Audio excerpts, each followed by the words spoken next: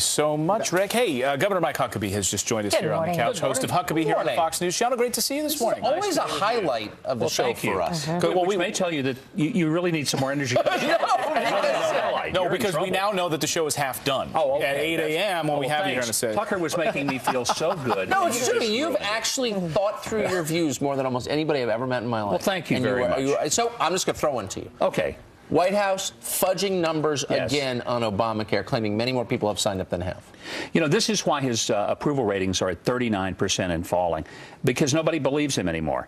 We know that everything we've been told about Obamacare from the White House has been untrue, whether it's keeping your doctor, keeping your insurance, the numbers are fine, the website's going to be fixed, it's going to cost you less money. None of it is proven to be true. So when he says that the numbers are really better, nobody believes it. I don't even think they believe it. So when this tweet went out this week from the president's Twitter account that 6 million Americans have gotten covered, have you? ? Then the Washington Post took him to task. What were your thoughts on that number? Well, the number doesn't have any basis in reality. And every time somebody from the administration goes to Congress and testifies, and they ask them, what's the number?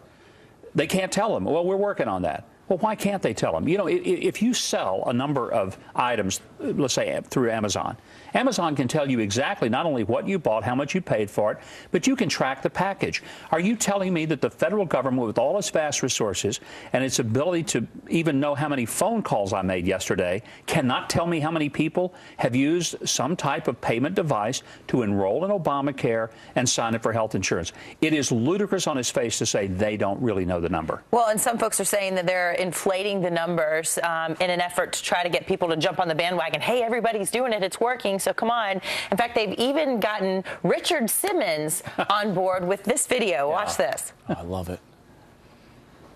People coming out. I'm not the only one coming out here to toot the horn about getting, insurance, health insurance. You're going to hear a lot of different messages. Richard, what do you got?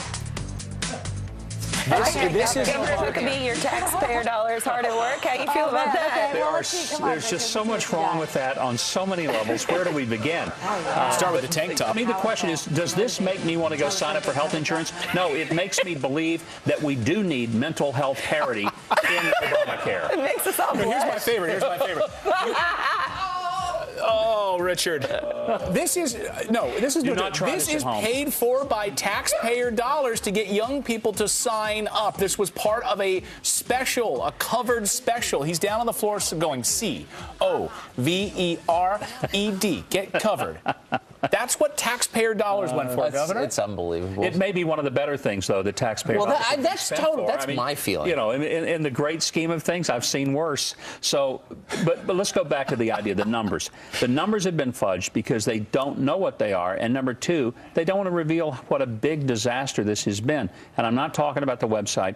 They knew that they needed a lot of young people. In Washington State, 9 times more people signed up for the Medicaid version than signed up for the pay version. Right. 9 to 1. Now, when that starts happening, if that should cascade across the country, you have a rapidly bankrupt Obamacare. What do you think of the president's speech on surveillance? So among the changes, we're now, he says, not going to be spying on some foreign heads of state, but we're going to continue to be spying on American citizens. Isn't that exactly backwards? Well, I think it is. I mean, I don't think there's any constitutional grounds to spy on people unless you have a warrant because there's some suspicious activity, and you should present that to the third branch of government and say, we think Tucker Carlson is up to something. Here's the evidence, at least the prima facie evidence to indicate that something's going on. Otherwise, the government has no business snooping. And I know people say, but it's for our safety. When you give up your liberty to keep your liberty, how does that make sense? Right. It doesn't make sense. So I believe from the beginning that there's got to be some reining in of these programs. The idea that you're going to collect this much data is like the needle in the haystack. When you make the haystack that big, you'll never find the needle. Well, that is true. And I mean, I'm totally on board with rolling a lot of these things back. The president didn't even talk about the text messaging that the NSA is doing, the email portion of this. Only thing that was mentioned was the phone call storage of the information from the phone calls. And meanwhile, the NSA is going to continue to have access to this information for the next 2 months while they figure out who's going to hold on to this information. So only one part of it is being addressed. The president made no comments about any of the other part of the surveillance programs. And people need to remember that one of the concerns about the Edward Snowden affair was that here a young contractor, not even officially that tied to the government, was able to access extraordinary amounts of information and use it in a way that could be hurtful to people. What says that some rogue employee doesn't decide to go data mining, pull out a bunch of information on a person running for public office and say, if you don't drop out of this race or if you don't take a particular position, I'm going to release the following things of information. I mean, this has implications that people ought to stop, take a deep breath, and think about before they say, oh, it's okay, I've not done anything. It's not what you've done, it's what everyone has done collectively. And whether we ever want to put someone in the position of giving them the kind of power over their fellow citizens. And I think the answer should be absolutely not. Well said. Governor, who's on your show tonight? Well, Mitch McConnell is going to be on. We'll talk to him about the latest attack on the coal industry, because it affects Kentucky, but it affects a lot of people across the country. And we're also going to have, this is the week, for the March for Life. We have a mother who was told by her doctor that she needed to get an abortion for her baby or she would go blind. She refused the abortion. She did go blind, but she's here to tell the story that it was still the most powerful and most important decision she's made, and she'd do it again. Wow. Governor Huckabee tonight. I'll watch that. 8 p.m. on the Fox News Channel. Governor, great to see you. Thanks a lot. Great Governor. to be here. Thank Thanks. you.